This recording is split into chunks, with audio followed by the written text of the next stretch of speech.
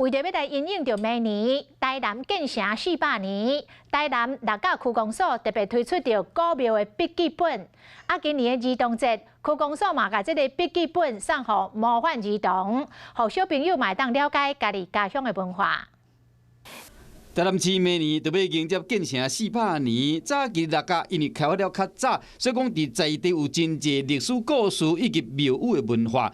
公所就将艺文甲台湾的信仰做结合，推出这本有古庙风情的破纸。我们有出版我们的一个明信片，老庙的明信片。我发觉，我们咱即马这个老庙啦，其实很少年轻人进去，去遐咧拜拜啦。老庙，咱的古厝，加咱这个美食啦，这拢是咱的一个建成400年一个文化底蕴。即摆透过文创的设计，将信仰文化甲在地历史做结合，以艺术的方式来提供信仰文化，并且带学生做来了解六甲古庙的水。晚间9点，邀请您与世界同步，60分钟掌握全球脉动。World News 9，陈雅玲世界晚报给您崭新视野。